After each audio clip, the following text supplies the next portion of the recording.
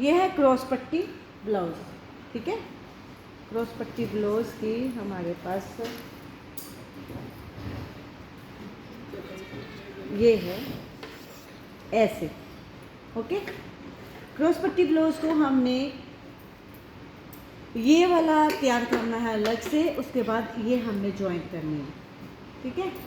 पहले हम इस चीज़ को तैयार करेंगे, प्लीटों को डाल के हमें फिटिंग को लेके आना है, फिटिंग से इसमें लेके आनी है और इसको इसके साथ हमने बाद में अटैच करना है। तो इनको मैं छोड़ दूँगी साइड में और इसको पकड़ूँगी। पहले सबसे पहले मैं यही पकड़ती हूँ,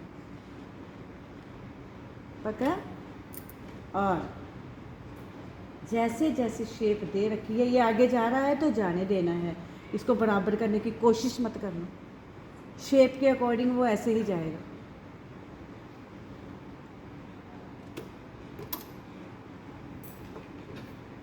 हल्का से चला लो मशीन को, उसके बाद दोबारा उठा के फिर वहीं पे ले आओ, फिर जाओ, यानी कि ये पक्का हो गया काम आपका। और ट्रिमिंग साथ साथ में कर दो।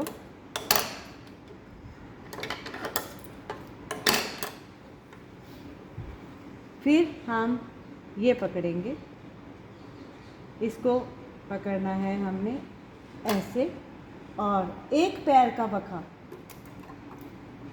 यानी कि थोड़ी सी मशीन चलानी है, फिर उठा देनी है, फिर दोबारा से फिर चलानी है, यानी कि ये भी पक्का हो गया।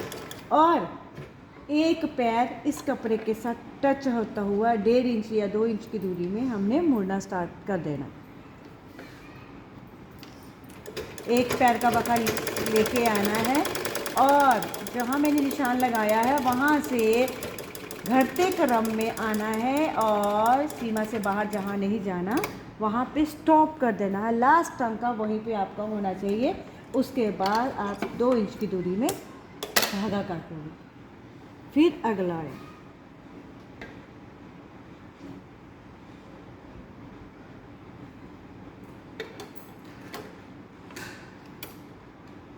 इसको भी आप जब शुरू करोगे थोड़ी सी मशीन चलाओगे और उसके बाद दोबारा से फिर रिवर्स करके आपने दोबारा से चलानी है।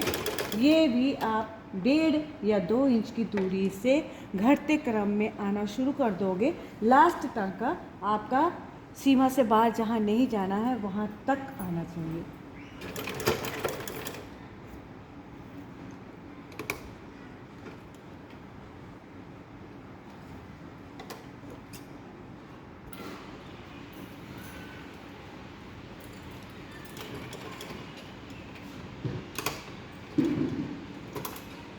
यहाँ से तो हमारे घटते क्रम में आते हुए हम सीमा से बाहर जहाँ नहीं जाना वहाँ लास्ट टांका लेके उसको हम 2 इंच की दूरी पे हम कट कर देंगे और ट्रिमिंग कर देंगे।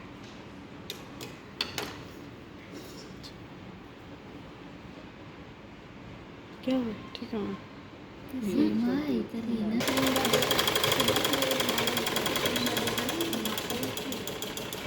ठीक है। ये कंप्लीट करने के बाद आपने क्रॉस पट्टी को अटैच करना है। उससे पहले आप क्या करोगे, ये जो प्लीट दिख रही है ना एक इंच की, आप सभी 1 इंच की डालोगे। इसको प्रेस करके पहली सिलाई लगा देनी है ताकि आप सिलते आओ तो कोई दिक्कत परेशानी ना आए। तो क्या कितनी, इतनी सी।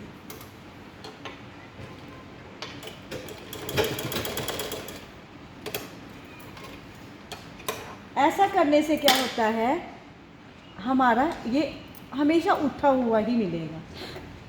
ये शेप के अकॉर्डिंग आएगा, ये उठा हुआ मिलेगा, मतलब आपकी शेप के अकॉर्डिंग परफेक्ट बैठ जाएगा। मेरे कहने का मतलब ये है। तो ये ऐसे, अगर इसको हम सुला देते हैं, अगर हम इसको ऐसे करके सिल देते हैं, तो ऐसे करके सिल देते हैं तो ये क्या होगा, ये जाएगा, अपनी दिशा नहीं लेगा, टेढ़ा जाएगा, अपनी दिशा नहीं लेगा, ये अपनी दिशा लेगा, ये अपना आकार ले लेगा।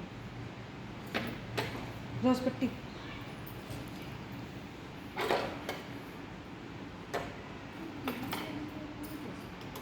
इसको भी कर देना है वैसे ही सेम टू सेम घटते क्रम में।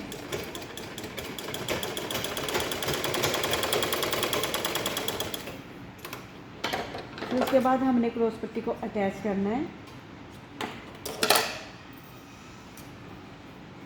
ये आपका ब्लाउज है और ये है आपकी क्रॉस पट्टी। ये ऐसे, ये आपको जितने इंच का ये बड़ा, ये आपको कम ही मिलेगी 1 इंच, क्योंकि ये चला गया है इधर। आपने सिल देना है, कटिंग आप बाद में कर लोगे, पहले सिल लेना, उसके बाद कटिंग हम सबसे बाद में भी कर सकते हैं। तो जब हमने ज्वाइंट करना है क्रॉस पट्टी, ये आपका सेंटर, ये आप मैंने क्या पकड़ा, फ्रंट वाला हिस्सा जिसमें शेप बनी पड़ी है, इसको पकड़ा।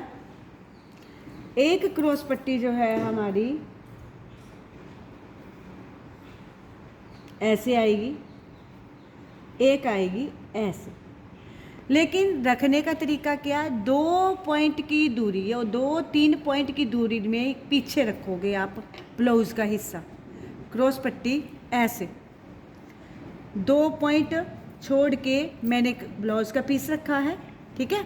फिर मैंने ये क्रॉस पट्टी को इसके बराबर लेवल पे रख दिया, फिर मैं स्टिच करना शुरू कर दूंगी। यहाँ से स्टिच करने का मतलब ये है, यहाँ से स्टिच करने का मतलब ये है कि हमारा जब हम जॉइंट करते हैं तो हमारा ये टेढ़ा नहीं आता। मैं इसको पकड़ के सिलाई लगाना शुरू करती हूँ। ये ना,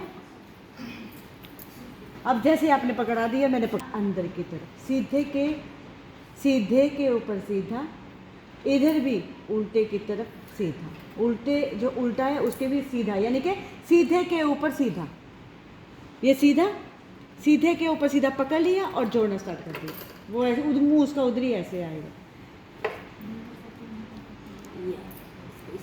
ये नहीं, इधर का है, ये मेरे कट के लिए नहीं बोला था।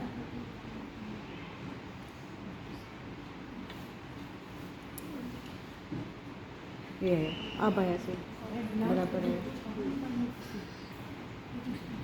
ये दोनों पकड़ लिए, सीधे के ऊपर सीधा पकड़ लिया।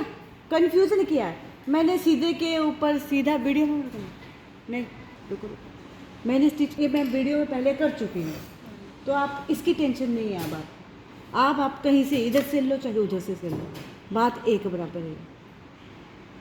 इन दोनों को पकड़ना है, आपने क्रॉस पट्टी के बीच में इसको डालना है और 3 पॉइंट आप क्रॉस पट्टी को थोड़ा छोड़ोगे, ठीक है।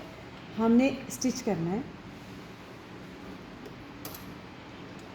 जब आप स्टिच करोगे 1 2 3 4 5 मशीन चला के प्रेशर फुट को उठाओ के दोबारा फिर स्टिच करोगे,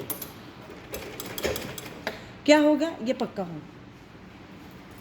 फिर आप तीनों को पकड़ के इसको लेना है और इसको भी लेना है, तीनों को बराबर पकड़ के स्टिच करते चले जाना है।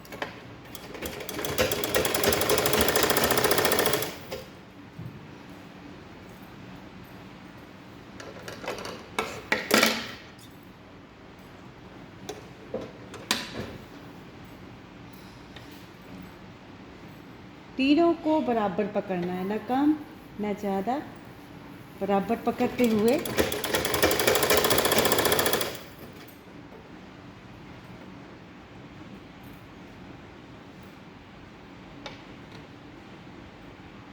वाला है तो दोनों तरफ गोलाई आती है। ये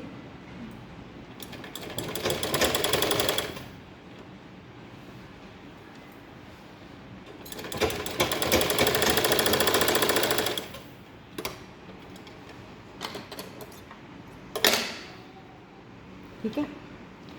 फिर सिल के आपका ऐसे आना चाहिए ना, ऐसे करके ऐसे आना चाहिए ना। अब आप मेरे से पूछोगे कि ये मैंने 2-3 पॉइंट क्यों बढ़ाया, मैं बराबर कपड़े को लेके क्रॉस पट्टी को अटैच करते हुए क्यों नहीं आई। अगर मैं इसके साथ अटैच करती तो ये ऐसे आता, समझ गए। उसको जो टेढ़ा ना आए तो हम इस दिशा में आप सिलते हैं तो आपका स्ट्रेट तो दिख रहा है ना। तो ये बच्चे गलती करते ही नहीं है। पहले डेमो में मैं नहीं बताती थी, तो बच्चे जब गलतियाँ लग पड़े करने तो मैं ये इसको डेमो में ले लिया बच्चे के नोटिस में डालने के लिए, दिमाग में कि ये करना है, आपने 2 पॉइंट छोड़ना है, नहीं तो आपका ये टेढ़ा है। मैं यहाँ से सिलती तो शेप कैसे आती, ऐसे लुक अच्छा नहीं आता। तो मैं इसको जो बढ़ रहा है उसका कटिंग करके बराबर कर दूँगी।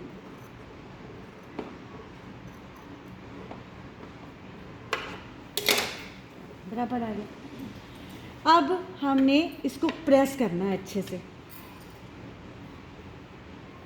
इसको प्रेस करना है। ये गोलाई वाला हिस्सा है तो आप क्या करोगे, जो गोल गोल गोल गोल बनाना चाहता है, इधर भी गोल उधर भी गोल, तो आप यहाँ से अंदर से कट का निशान लगाओगे तो ये दिक्कत नहीं देगा आपको, ये मुड़ जाएगा आसानी से।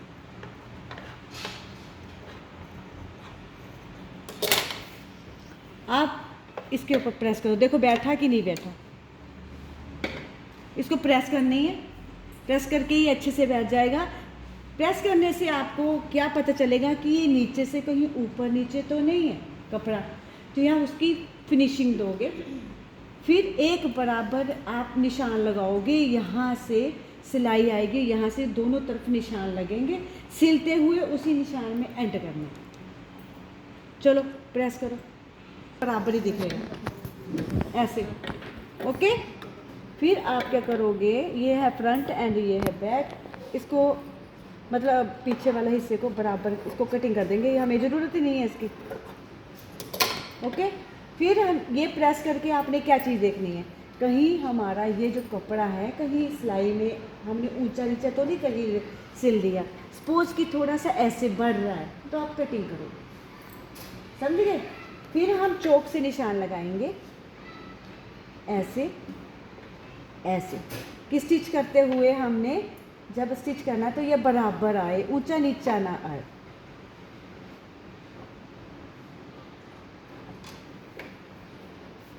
अब ये वाली सिलाई आप बोलोगे इधर भी चाहिए, है ना, बराबर चाहिए, इधर भी सिलाई आएगी इधर भी सिलाई आएगी, सिलाई दिखेगी फिनिशिंग। उसके लिए हमने इन दोनों को पकड़ना, ऐसे पकड़ लिया और ब्लाउज को दे लिया अंदर, सारा इसी के अंदर, क्रॉस पट्टी के अंदर ऐसे। मैंने ब्लाउज को क्रॉस पट्टी के अंदर ही दे लिया और निशान लगा चुकी हूँ मैं कि मैंने किस निशान से चलना है और एंड मेरा कहाँ पे है, तो ये छोटा बड़ा नहीं आएगा, ओके। अब ब्लाउज को मैंने क्रॉस पट्टी, ये है ब्लाउज, सारा क्रॉस पट्टी के अंदर दे दिया, क्रॉस पट्टी से ढक दिया, अंदर मेरी क्रॉस पट्टी सारी अंदर है, ब्लाउज सारा अंदर है, क्रॉस पट्टी बाहर है। मैंने बस एक क्रॉस पट्टी को सिलना है, इसको पकड़ के बराबर ए रख के और जो निशान लगा रखा है मैंने उस पर सिल देना।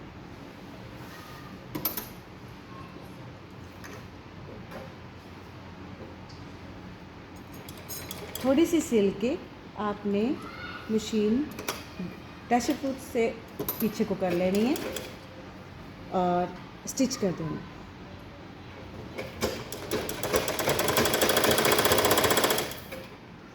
ब्लाउज मेरा सारा क्रॉस पट्टी के अंदर है,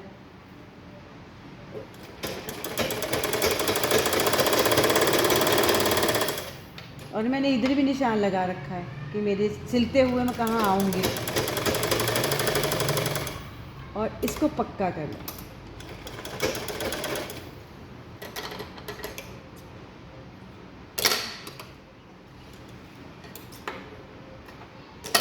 ब्लाउज को निकाल देंगे बाहर।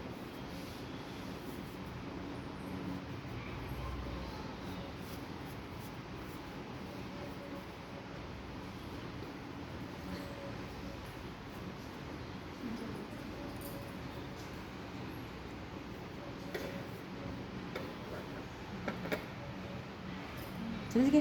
फिर आप क्या करोगे, इस सिलाई के जस्ट साथ में और उसके साथ पैर का वखा हमने 2 सिलाइयाँ लगा देनी है। लगाने में यहाँ पे भी लगा सकते हो आप। अभी ये जो क्रॉस पट्टी मैंने काटी है इसके अंदर आप फ्यूज़ पेपर भी सेट कर सकते हो। फ्यूज़ पेपर लगाने से क्या होता है, हमारी फिनिशिंग बहुत अच्छे से आती है और ब्लाउज बिल्कुल यहाँ से मुड़ता नहीं है, टिक के अपनी मतलब बॉडी के साथ टिक के बैठा रहता है, ओके। अब हमने ये जो हमारी ये क्रॉस पट्टी है ना, इस पर हम सिलाई लगाएंगे।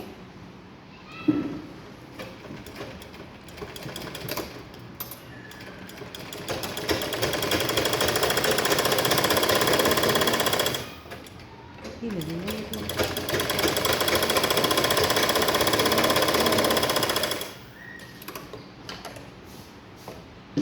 ट्रिमिंग साथ साथ में करेंगे, और जहाँ से शुरू करी है आपने वहीं से फिर दोबारा दूसरी फिर शुरू करनी है।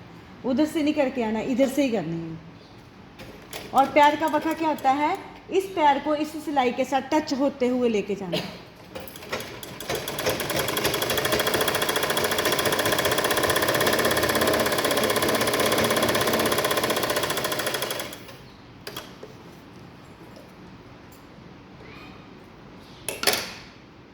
ऐसे ये है आपका क्रॉस पट्टी ब्लाउज। बाकी का काम सारा सिंपल ब्लाउज की तरह है।